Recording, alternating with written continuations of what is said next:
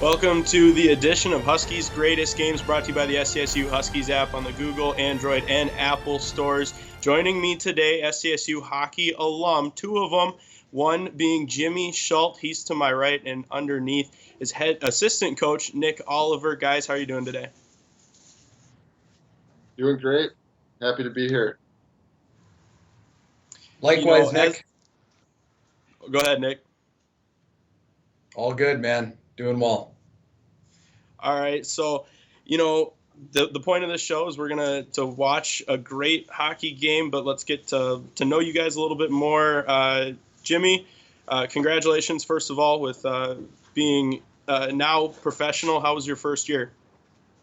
It was great. Definitely a learning experience for me. I spent most of the year in Chicago in the American League, playing against some former foes and some of my buddies that were in the same league. And it was definitely, like I said, learning experience to see how different the pro level is, style of play, just the differences in that respect. And definitely missed college a little bit, but yeah, great overall experience for me this year. Glad to hear it. And Coach Oliver, what did your summer look like? Well, amidst all the craziness, within a span of 5 weeks, I moved into our first home and then got married. So it was had a lot going on there, but it was a good summer relative to everything going on, and glad to be back on the ice with the guys and have the guys back for classes that have started up. Awesome. Glad to hear that you guys both had good summers. So how about we just get right into the action and take a look at the first edition of Huskies Greatest Games.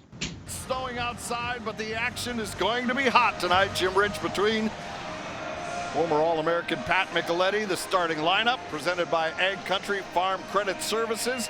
St. Cloud State going with the seniors up front. Robbie Jackson, Patrick Newell on the blue line, Jimmy Schultz, John Lazat, and the Bulldogs Jimmy, as you countering get those with lineups, Peter Krieger, a talk senior about the talent in the middle on between both Noah teams. Cates and Nick Swaney.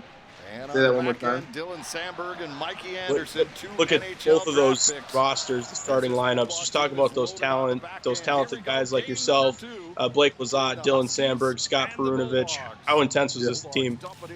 Oh yeah, this matchup was actually incredible. And the funny thing is, we knew it then, but as time goes on, you keep realizing how really talented both these teams were.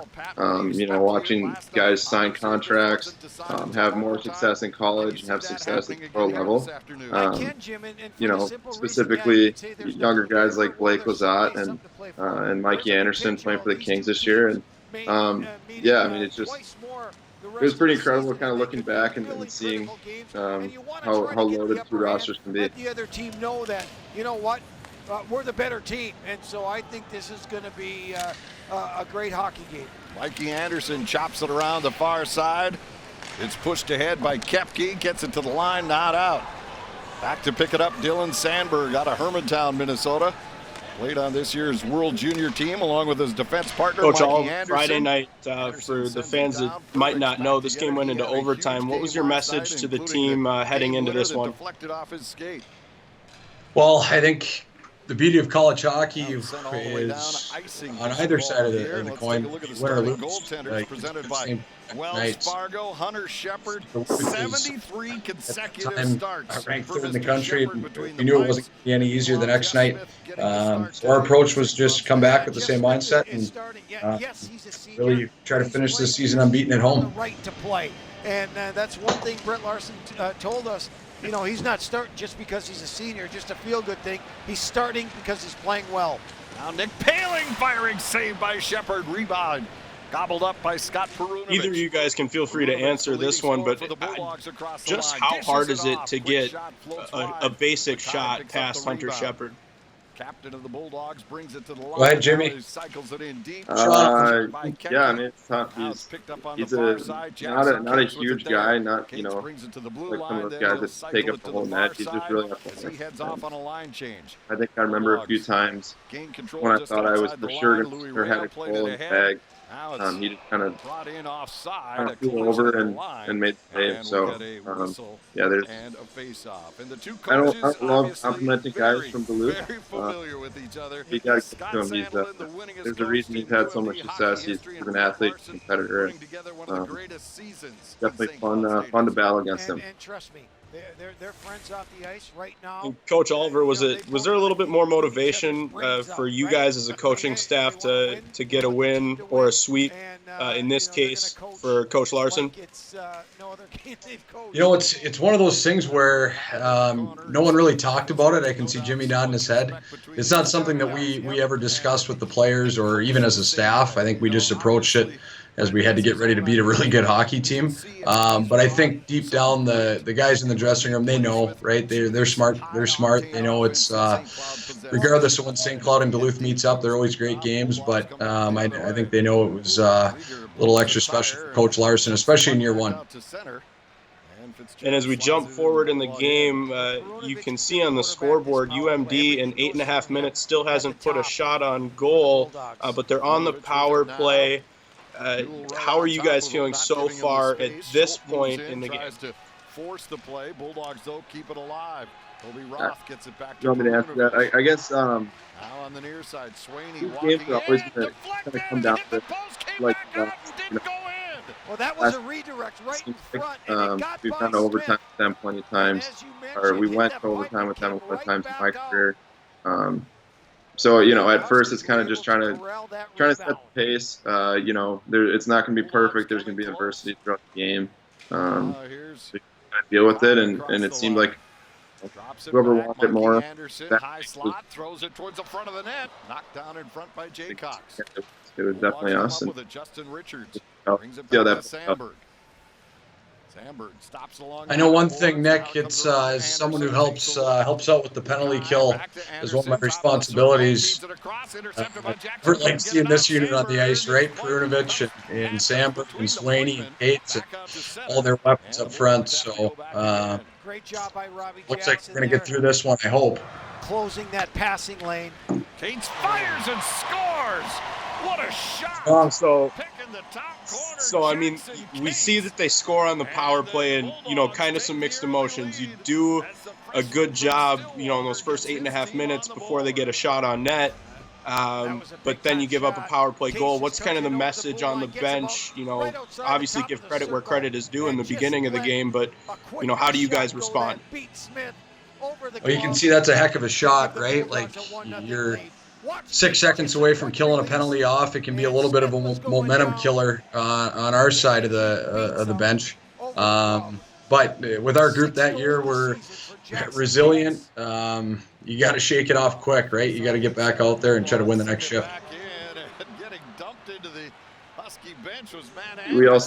I would say we know we're not going to, we're not going to lose 1-0. It's like one goal is not going to win this game. So it seemed like a lot of times that even at home we didn't score first. I think we kind of had like a running joke, like, hey, maybe we score the first goal tonight. I do remember that. But we found a way to come back a lot of times, and we found a way to not drop one at home.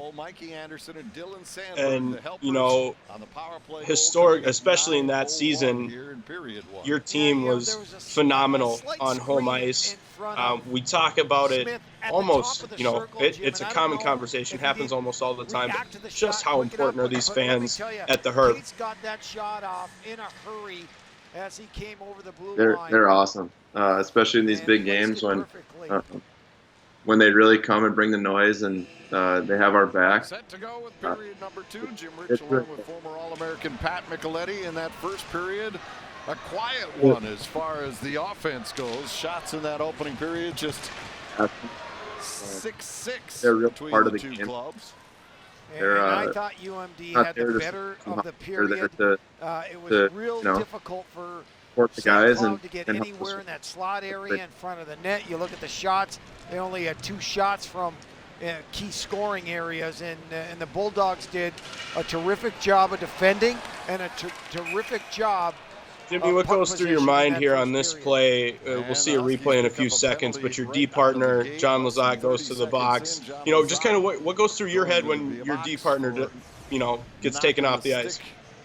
Right out of Peter Krieger's hands. Yeah, Krieger just got some speed through that neutral zone, and probably the same thing that went through his mind. Like that's a slash. Like Krieger had full control of the stick. Looked like he was trying to poke the puck in a little tap, and he was a big part of our kill. So that was maybe that's something we maybe had to change a couple things in the PK. I'm probably out here with someone else.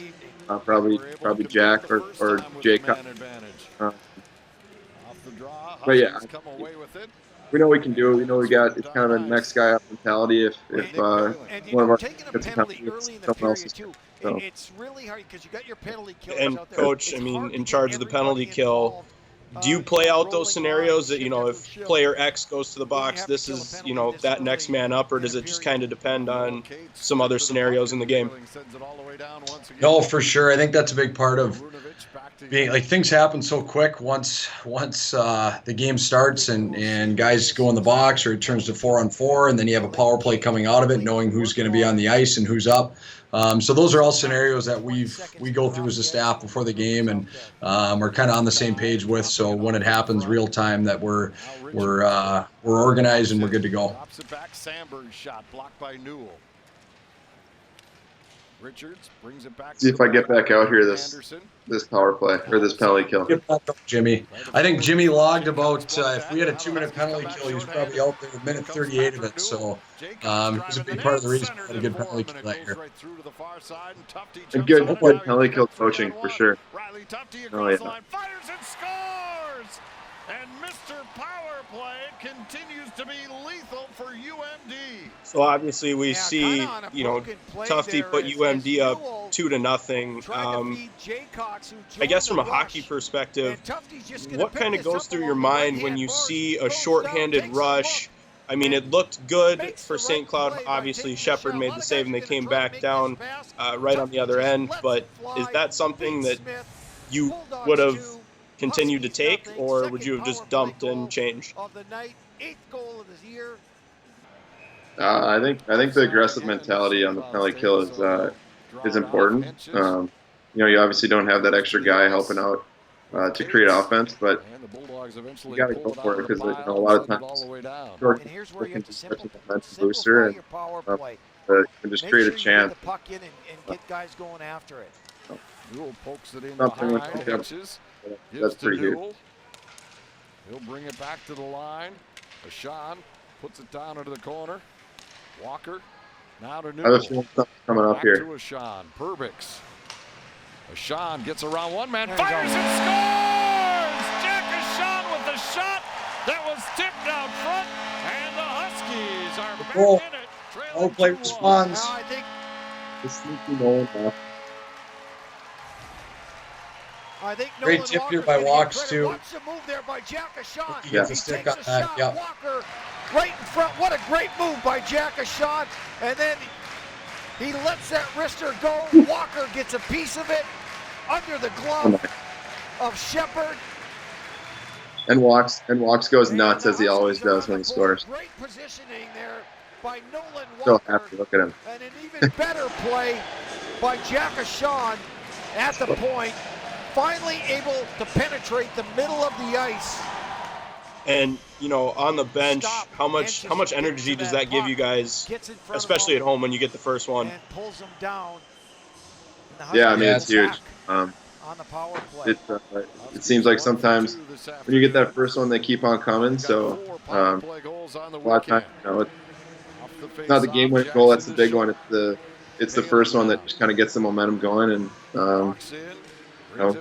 kind of gets the crowd into it and all that kind of stuff. So trying to set him up for the one-timer.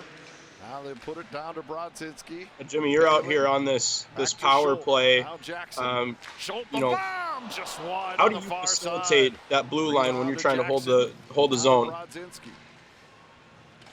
I think a lot goes into it. It's just mostly trying to see the options before you get the puck and thinking ahead.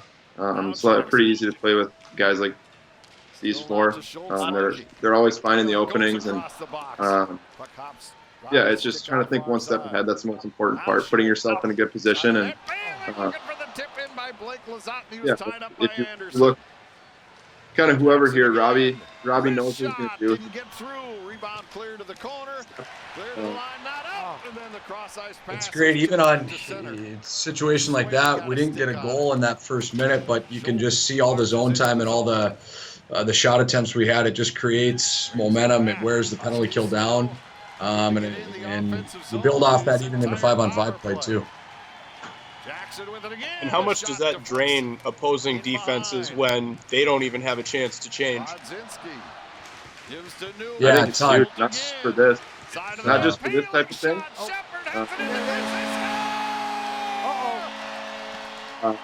But like that's usually their best defenseman on the ice then, and if you can extend their shift, that's going to affect them the rest of the game. So, well, Sam Henches draws the penalty on Perunovic, and watch his work down low. Him and Easton Brodzinski, and then Henches is just going to little goal interference after the puck's already in. I like it. It looks like Easton Brodzinski, who was on his stomach, just keeps battling for that puck. Look at Brodzinski, and he's down on the ice. I always thought Henchey scored that goal until I just watched it just now. I never realized it was Brodsky. A sprawling Hunter Shepard. Oh yeah, he gets the next one, or he gets the last one. Sorry, spoiler alert, guys. Early going a period 3 favor UMD. Same idea though. Dive into the net. For the game, Working. State with 20, UMD with 18. It's great. But Coach, you look at this game so far. All 4 of the goals have been scored on the power play. Do strategies change a whole lot in terms of how you guys are going to handle the rest of the game? I think at this point you're into the third period. You're playing a team that it's the 4th time you've played them this year. We know each other really well. I think that speaks to probably why there hasn't been any 5-on-5 goals yet, right?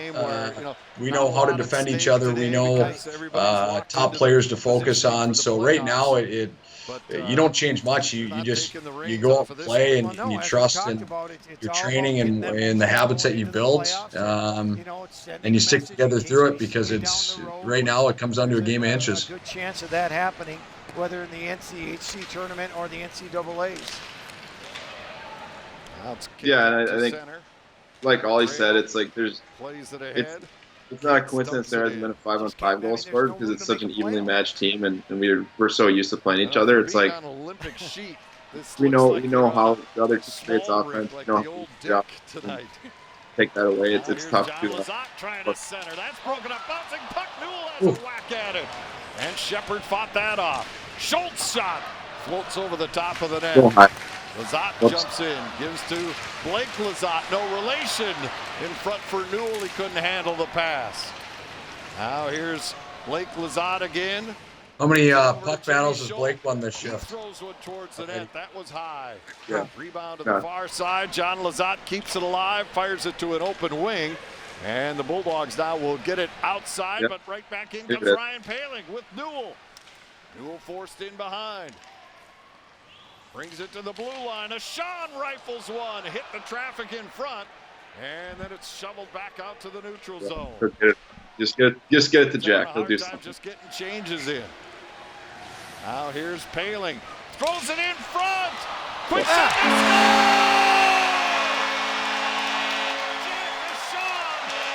I'm going to see this on the replay in just a few seconds, but either of you guys just kind of put into perspective how hard that play was from Jack Ashawn to catch it midair and then put it past Shepard. Watch the play here. Ryan Paling's just going to wait. I mean, he's an athlete. Like that's what makes him so good. He's a smart player. He's fast. He's got good shot and kind of stuff. But these are the types of plays that like set him aside from other guys like him to make the plays that no one else can, because he's just such a good athlete. His hand-eye is crazy. Those little plays that no one else can. With a terrific play to get him the puck. Obviously, Jack signed after the end of his senior year. He just signed with the Boston Bruins for 2 years. Coach Oliver, what did you see out of him that he can take to the next level?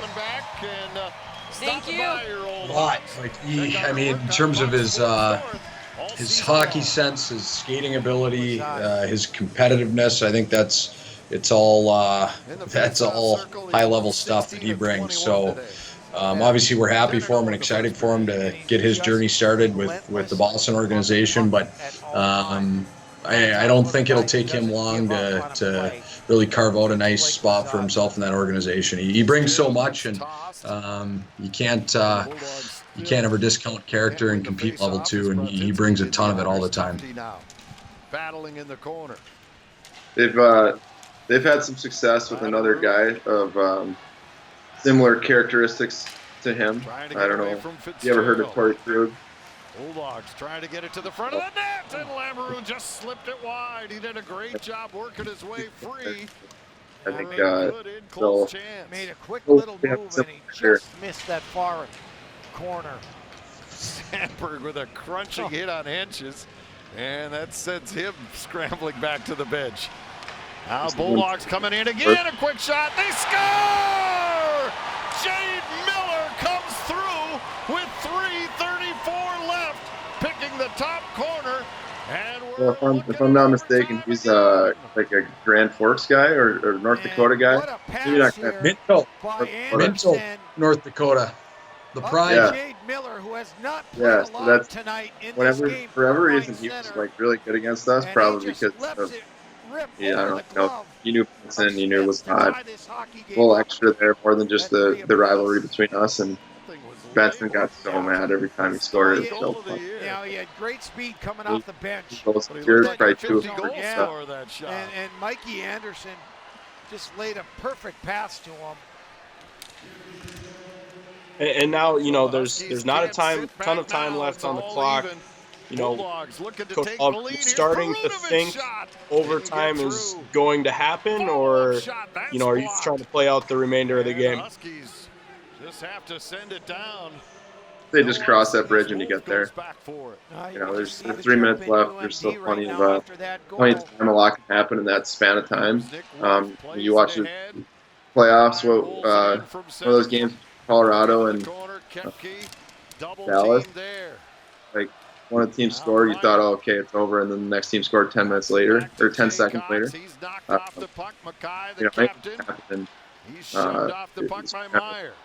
Stay sharp, stay in the game. Paling turning circles, trying to get traction.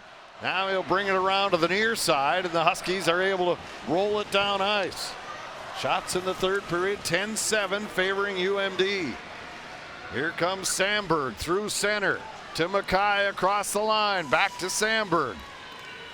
Tied up by Ryan Paling, works himself free, centers it! And Mackay didn't get all of that one. He'd like another crack at that one, as it was a great setup by Sandberg. Yeah, Sandberg had the puck in the corner there and threw a backhand pass to Parker Mackay, who went around the net and found himself. That's pretty standard after a scoring chance against. Get Jimmy back out there. Pass was right on his stick. 22 and 10. That was the reason for the scoring chance against. So Smith was there to cover up, but a great play. My guy. Dylan Sandberg of the Bulldogs. Off the face-off. Henches out there. Oh yeah. Comes in behind the Husky net. Brodzinski now. Had it at center, lost it, gets it back again. Easton gains the blue line. Perunovic, though, turns it back the other way. Bulldogs are just owning the neutral zone now, right from the top of the circle back to their blue line. That area, St. Cloud is having a difficult time getting through. Here comes Fitzgerald across the line. Throws one towards the front of the net, nobody home. Schultz puts it back to Fitzgerald in the corner. He'll cycle it to Brodzinski. Perunovic muscles him off the puck, loses his stick though. Bulldogs lose the puck as well. Now Ashan dishes off to Brodzinski, high slot. Shot blocked. Easton gets it back. Tufte though runs him into the corner, gives him a rough ride there. Perunovic had it, lost it. Schultz puts it in front, redirected. It's loose and score!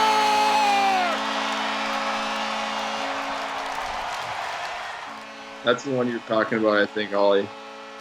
Just dive into the goalie and try to get the puck. Sam Hedges. I knew it was coming at some point. Great shot here by Jimmy, though. Gets his head up, realizes there's not a direct lane to the net, so he looks for that second guy off net. Obviously, Sammy does a great job getting there and being around there. Whatever it takes to get that thing across, right? Yeah. I love that photo of him with like 4 bulldogs on him. He's just by himself in the crease. Yep, it's a lonely spot. And, you know, in this game, we saw they were at the time 2 freshmen, Nolan Walker and Sam Henches. They each scored a goal. Now they're going to be entering their junior year. Coach Oliver, what can we see and what do you like out of that group of guys? Well, that whole group and those two especially, they've looked great so far. Like, we've only been on the ice for a few weeks now, but I think that's the progression that you love to see in college hockey is when guys get to their junior year and get to their senior year as upperclassmen. It's their group now, right? It's their team, and it's their group to take charge of. So we expect both of them to be definitely key pieces for us down the middle this year. Wins that face-off and holds it. And Jimmy, obviously UMD's trying really hard to even up this game, push it into overtime, and you're focusing on just winning the face-off. What kind of goes through your mind knowing that the face-off is in your end right next to your goaltender? I just dig in. You know, it's you practice this kind of stuff, like, you know, everyone's got their job and that kind of thing, but when it comes down to it, it's like there's going to be 1 or 2 battles that really define it. Sometimes, you know, that the team with 6 wins those and gets a scoring chance and they even it up, but for us this year we had a group that would dig in and just know that. So it's something to get comfortable with over the years. There's a lot of these games in college hockey sports where you just got to ding it at the end of the game. And at the Brooks Center as the horn sounds for the final time on this regular season. Good way to celebrate senior night, hey Jimmy? Yeah, we'll take that. What a weekend. They get it done. And obviously you guys would go on to play the first round of the NCHC playoffs at home. But Jim, just kind of what went through your mind knowing that was one of your last games at the Brooks Center? Yeah, I think it was an emotional night for sure. Had a lot of family and friends there to kind of celebrate the senior night and everything that kind of goes along with it. And I think you look up at the clock. They zoomed in and up the cameras, and you saw it was only 6:30, and we had plenty of time to celebrate. And you know, obviously it's not the end of the year, but it's kind of a symbolic night for us, and we had a lot of fun that night, needless to say, and that was special. That's going to be a game I always remember, and it was definitely a lot of fun reliving it. And Coach, that might have been, you know, you got the regular season, your first regular season under your belt. What were the emotions like for you? It was a special group, Nick, I can tell you that much. Obviously, being a former player here and now just being into the coaching side, my first year back here at St. Cloud State, that group they defined what our program's about in terms of character-wise, how they approach things off the ice, how they treat people, and then obviously the talent level on the ice. It's as good of a team and as good of a group in Jimmy's senior class that I think has ever come through the program, and that just put a nice little ribbon on top of a great regular season, finishing unbeaten at home. Well, guys, that wraps it up for the first episode of Huskies' Greatest Games. I just want to thank both of you guys for taking some time out of your day to join me, watch a great game of hockey, and just kind of talk the ins and outs of the game. And thanks for your time. Absolutely. Thanks for having us. That was a lot of fun. Thanks, Nick. Go Huskies.